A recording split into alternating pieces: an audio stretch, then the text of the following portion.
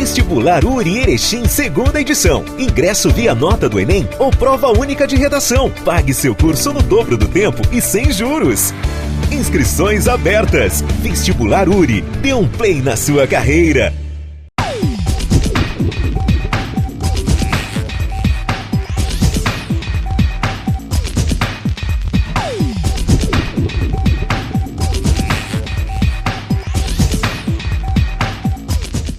Olá, tudo bem? Estamos de volta com o programa Expressão Universitária da URI Erechim e hoje para tratar de um assunto que tem dominado o noticiário nacional, a reforma da Previdência.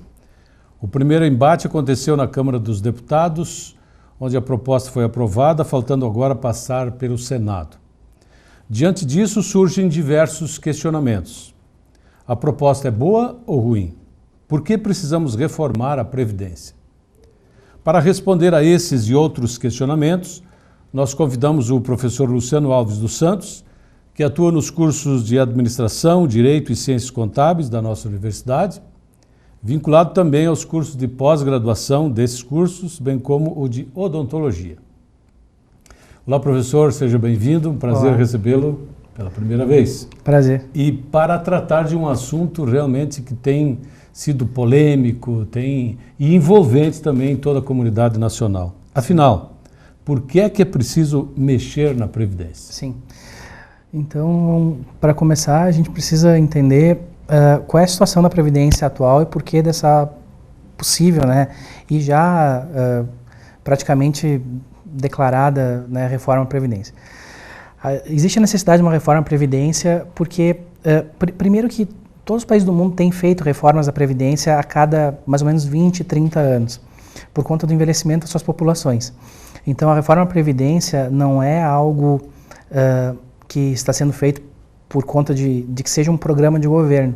Efetivamente, é uma necessidade social, uma readequação a cada momento, da situação, do cofre público, dos caixas, e em relação à idade das pessoas, em relação à quantidade de pessoas que a gente tem trabalhando para sustentar as pessoas que estão aposentadas. Afinal, o nosso sistema é chamado sistema bismarckiano, um sistema baseado no sistema antigo alemão, no qual quem está na ativa contribui para sustentar quem está aposentado, ou como eles usam o termo, em alguns países até aqui na América Latina, jubilado. As aposentadorias, elas, com o tempo no Brasil, inclusive, elas foram mudando, A gente teve como marco principal a Lei Eloy Chaves, lá no início do século passado, como lei geral de previdência, e aí a gente foi tendo reformulações. Por exemplo, nós pagávamos auxílio funeral via sistema previdenciário, se deixou de pagar, se tinha a possibilidade do pecúlio, que era a devolução até o ano de 94, a devolução de valores que a pessoa pagou depois de aposentado, ela poderia solicitar de volta, Esses valores, então, reformas da Previdência já vão sendo feitas há muito tempo no nosso país, só que pequenas. Agora é uma reforma mais ampla, mais robusta. E nós estamos atrasados com essa reforma ou estamos no tempo certo? A gente está... Ou estamos querendo transformar demais de uma vez só?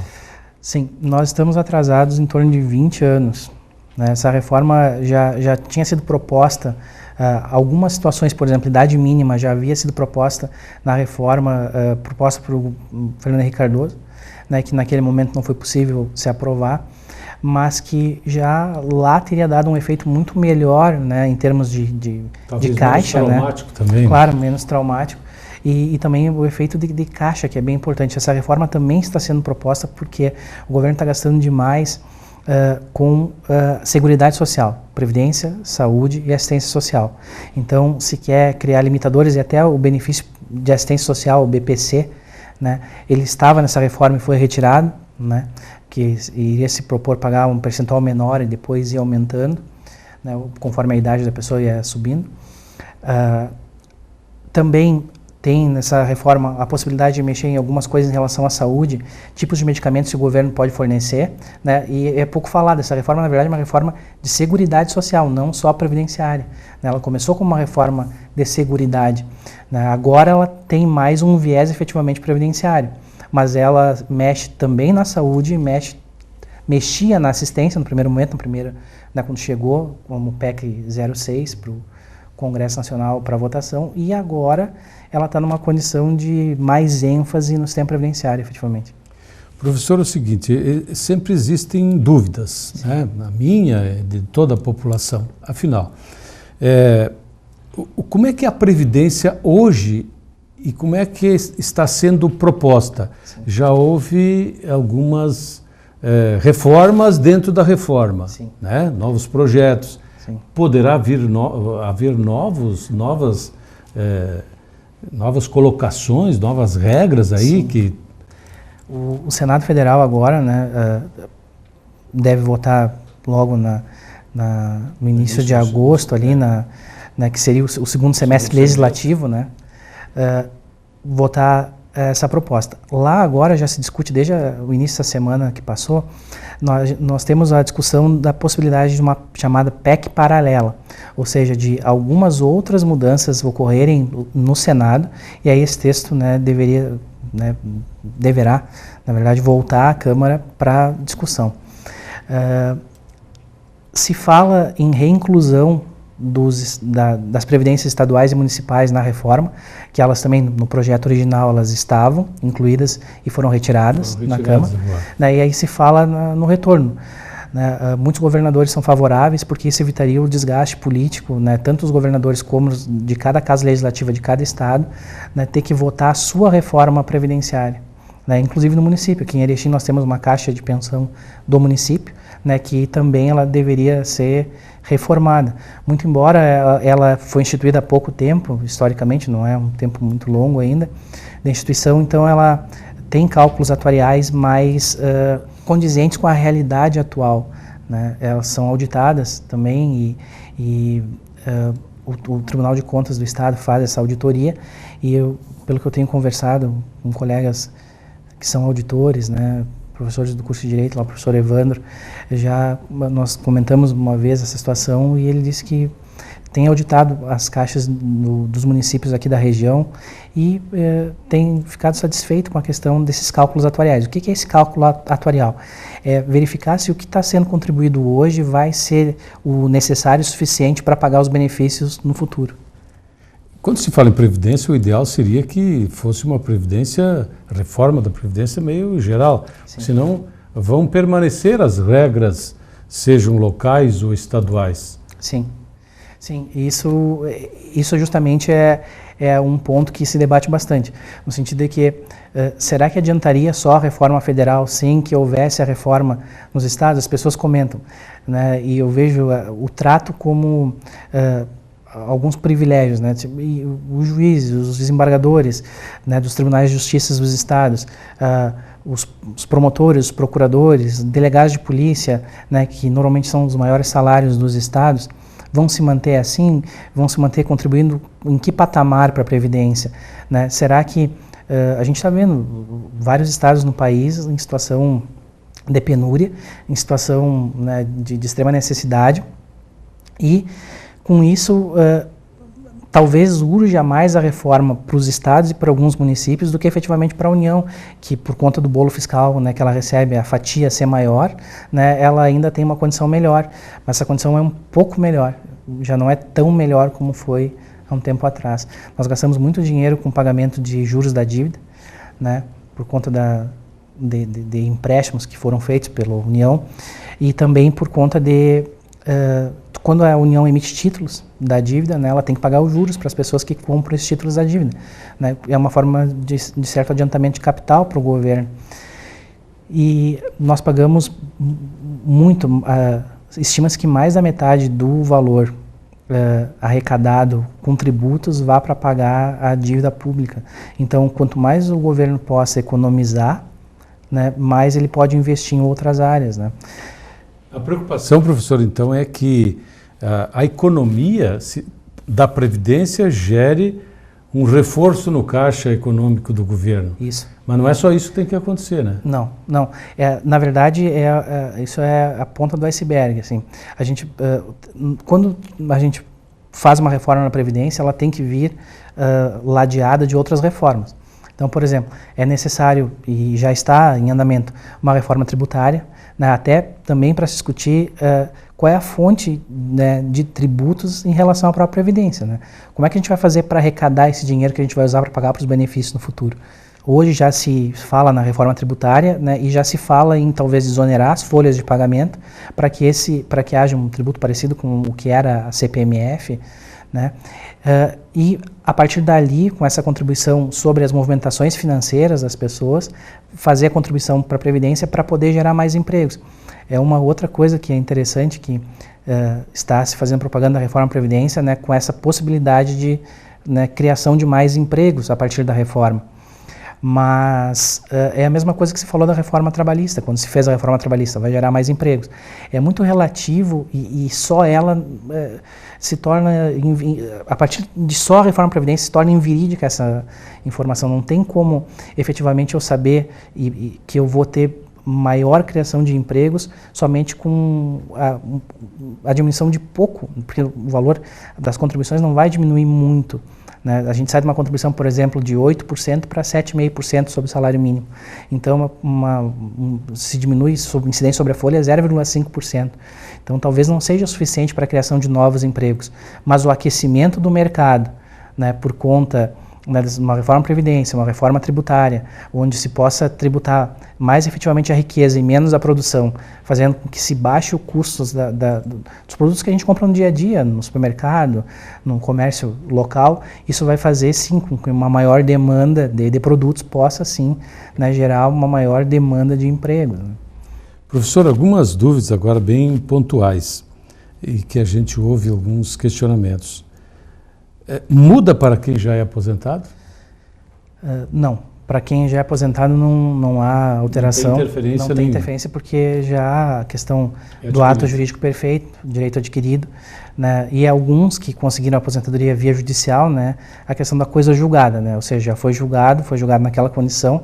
E a gente fala no direito, né, que um brocardo jurídico, que a lei do tempo é que rege o ato. Então, que aquilo que foi feito nesse momento, né, em termos jurídicos, se mantém como está.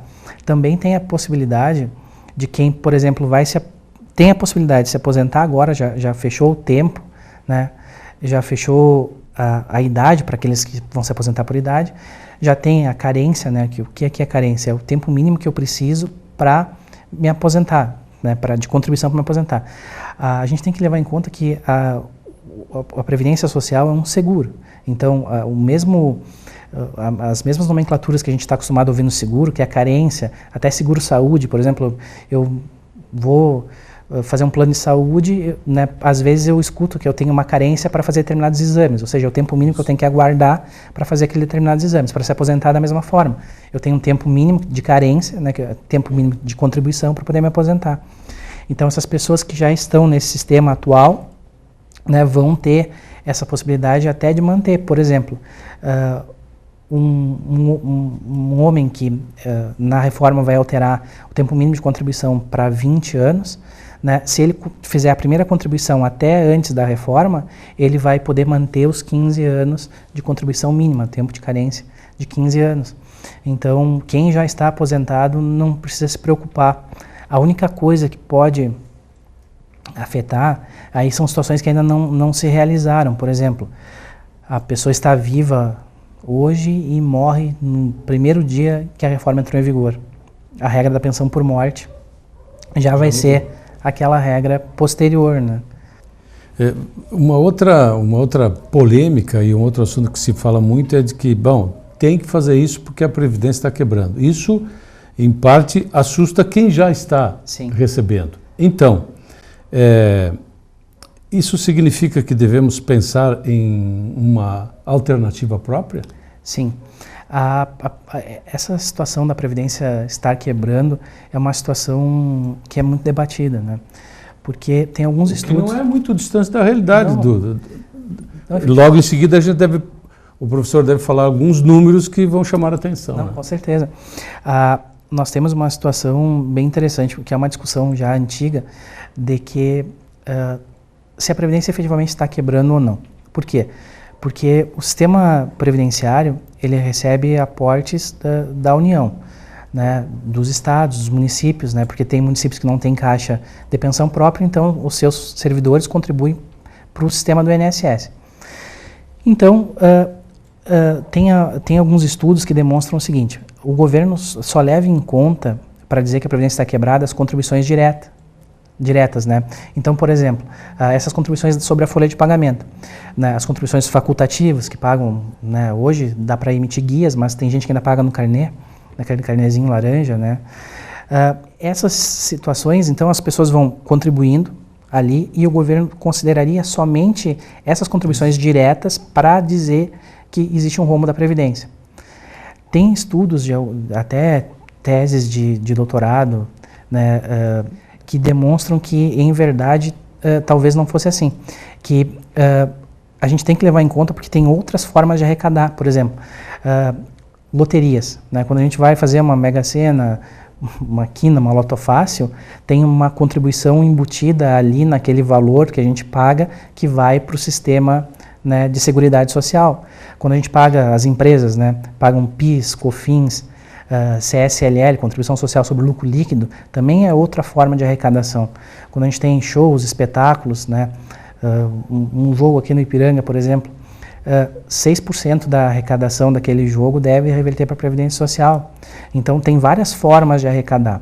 E ainda tem uma outra situação jurídica interessante, que vem também desde os anos 90, que é a chamada DRU, né, DRU, Desvinculação das Receitas da União, onde de 20% até 30% dos valores que são arrecadados, né, de tributos podem ser desvinculados, ou seja, ao invés de ir para o caixa da Previdência, nesse caso que a gente está discutindo, ele poderia ser desviado, né, ou seja, não ir para aquele destino próprio, ir para um outro destino que fosse, por exemplo, a construção de estradas, de rodovia, de ferrovia, manutenção de aeroportos, pagamento de salários. Ele vai para o caixa único e vai ser utilizado para qualquer outra função. Então, daí os economistas perguntam por vezes, como é que eu vou tirar dinheiro de algo que está negativo? Né? Então, não pode estar negativo se eu estou tirando dinheiro de lá. Né? Então, essa é a grande discussão. Mas, assim, levando em conta o bolo total do governo federal, né, de todos os impostos que a gente arrecada e de tudo que se gasta hoje com Seguridade Social, que abrange previdência, assistência social e saúde, né, os gastos estão extremamente elevados. Então, isso sim é uma verdade.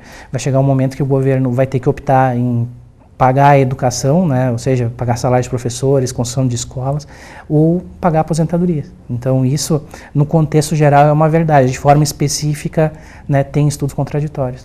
O senhor tem alguns números reveladores com relação às próximas décadas, se Sim. continuar desta forma, e por que a Previdência poderia quebrar? Sim. Porque, assim, a gente está vivendo um momento de inversão da pirâmide etária. Né? Nós estamos tendo cada vez menos jovens, por conta até da taxa de natalidade, está diminuindo. Né? A gente via nos anos 70, 60 famílias com 8, 9, 10 filhos de forma comum, e depois dos anos 80 para cá a gente está vendo notando efetivamente que está diminuindo. A gente está vendo famílias com 2, 3 filhos, né, nos anos 80, né, que era essa média, né, e depois ali dos anos 90 para frente a gente está vendo um filho por casal, na grande maioria, né, e no máximo 2, assim, tem raros casos 3. Então, a gente está vendo que a quantidade de jovens estão diminuindo. Então, como também está melhorando o saneamento básico, melhorando as condições de vida no geral da sociedade, as pessoas estão vivendo mais.